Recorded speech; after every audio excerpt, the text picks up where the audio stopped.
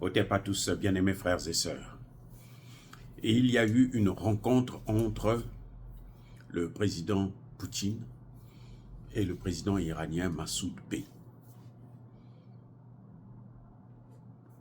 Lors de cette rencontre, le président Poutine a précisé que l'Iran, c'est sa priorité. En d'autres termes, l'État hébreu n'est pas sa priorité. Sa priorité, c'est l'Iran. Donc, nous voyons là que la priorité d'Israël, de Biden, c'est Israël. Puisque Israël est la priorité de Biden, et Poutine, plutôt l'Iran est la priorité de Poutine, ça veut dire que s'il y a un affrontement entre l'Iran et Israël, ce sera la guerre entre les États-Unis et la Russie. Il n'y a pas d'autre, il n'y a pas d'autre explication. Donc nous sommes en train d'aller vers une confrontation directe entre les États-Unis et la Russie. Et ici, aux États-Unis, c'est ce que tout le monde attend. L'Ukraine a échoué, Zelensky n'a pas pu, n'a pas tenu. Ils estiment que ça va passer par l'Iran, que Israël réussira. Parce que nous savons, vous savez, quand on parle du dôme de fer, ce n'est pas fabriqué en Israël, c'est fabriqué aux États-Unis. C'est un fabricant américain qui a fait ça, qui a créé, qui a fabriqué ces dômes de fer. Donc, en quelque sorte, ce sont les États-Unis qui sont derrière. L'Iran vient de se doter des S-400, un système de défense russe qui est très sophistiqué aussi. C'est ce que nous on appelle au Congo match nul. Israël a l'arme nucléaire. L'Iran aussi a l'arme nuque. 2-2. L'avantage de l'Iran, c'est qu'ils ont des missiles intercontinentaux qui peuvent parcourir plus de 1000 km. Israël, certainement, doit se déplacer, puisque Israël, pour frapper l'Iran, doit avoir forcément l'assistance, ne serait-ce qu'en renseignement, des États-Unis. Donc, voyez, les gars, aux États-Unis, vous avez des gens comme Biden, c'est un va-t-en-guerre. Lui, c'est la guerre contre la Russie. Biden veut en finir avec la Russie. Son équipe, Jake Sullivan, le secrétaire d'État, Blinken, tous, ils sont prêts. Ah oui. Le secrétaire d'État à la Défense, il est un peu mitigé parce que lui, il préfère faire la guerre contre la Chine dans le Pacifique.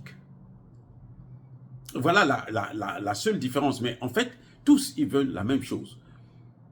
Le secrétaire d'État à la Défense, qui est un général, c'est que il se fait avoir. Parce que quand Israël a neutralisé Nasrallah, le chef du SBO, il n'avait pas été informé. Il était furieux pour ça, il n'a pas été informé parce que toi, tu es un pauvre noir, on s'en fout de toi, que ton titre ne change absolument rien à la couleur de ta peau. Monsieur Lord Austin, ça ne change rien. Si tu crois que ça te donne un avantage, l'argent financier. Mais sinon, tu ne vaux absolument rien. C'est ce qu'on appelle dindon de la farce, c'est ça. Donc, aujourd'hui, ce qui est en train de se passer au Proche-Orient, nous allons vers un affrontement direct entre les deux grandes puissances de ce monde. Les deux grandes puissances du nuque de ce monde, les États-Unis et la Russie. Parce que quand Poutine dit au président iranien que je suis. Pour moi, ton pays là, c'est ma priorité. Et nous savons ce que Poutine ne lâche jamais ses amis. Il ne ment pas. Il ne ment pas. Il avait dit, promis au Mali que je veux t'aider, je veux vous assister, je veux vous protéger. Quand on a tué des gens, Wagner, lorsqu'il y a eu Tenza, qu'est-ce qui s'est passé? Il a envoyé des renforts. Il a même envoyé un général sur place dans le Sahel. Il dit, va regarder la situation là-bas, parce que ça va plein. On ne peut pas lâcher nos amis. Donc si, écoutez bien, si ça se déclenche, forcément, nous allons vers une catastrophe. Ça va être une guerre terrible. Que ceux qui pensent à ça puissent savoir qu'ils prendront une lourde responsabilité. Vous pouvez mentir aujourd'hui sur les médias, quand vous voulez. Regardez, on disait que l'armée russe, zéro, on peut la neutraliser, c'est une petite armée mal organisée. Mais l'armée russe en question, c'est avéré qu'elle est la plus forte, puisqu'elle a combattu l'OTAN et a vaincu. Je dis bien vaincu. Parce que l'OTAN, quand vous voyez qu'ils ne veulent pas envoyer des missiles à l'Ukraine pour frapper à longue portée, ce n'est pas parce qu'ils ne veulent pas que l'Ukraine gagne la guerre. Non, ils n'en ont pas assez. Ils vont seulement énerver Poutine. Mais oui, ils vont aggraver la situation de l'Ukraine. C'est pour ça que je salue ceux qui prennent la position pour dire non, non, non, non, on ne va pas là-bas. Ça va aggraver le cas de l'Ukraine. Parce que la Russie ne blague pas. Vous voyez les soldats otaniens qui sont là-bas, ils ne s'en sortent pas. On ne leur fait pas cadeau du tout. On ne leur fait pas cadeau.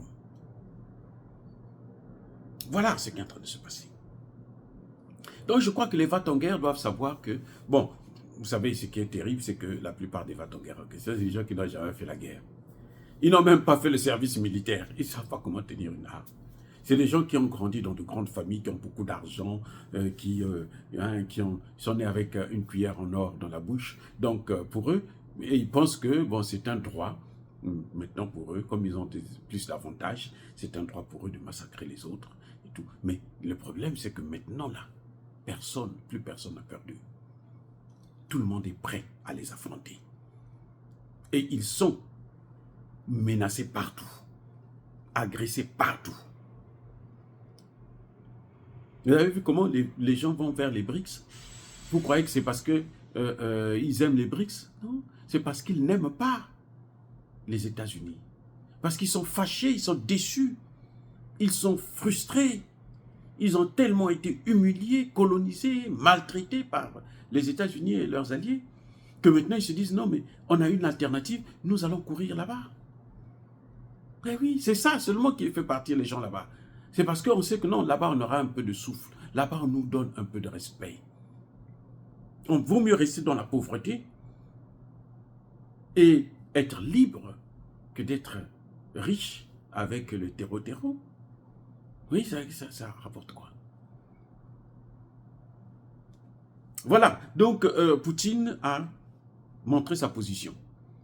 Il a donné sa position et nous savons que lui, quand il parle comme ça, c'est qu'il est clair. Il ne reviendra pas là-dessus. Alors les amis, encore une fois de plus, soyez bénis, soyez abondamment bénis par le Dieu de Kémite et par nos ancêtres angélisés, mais que tous ceux qui persécutent le continent africain le pillent et le déstabilisent, qu'ils soient noirs, blancs, chinois, arabes, juifs, indiens ou qui qu'ils soient punis, maudits, foudroyés, neutralisés, écrasés, effacés par le Dieu de Kémite et par nos ancêtres angélisés. Vive l'Afrique éternelle, j'ai dit et j'assume.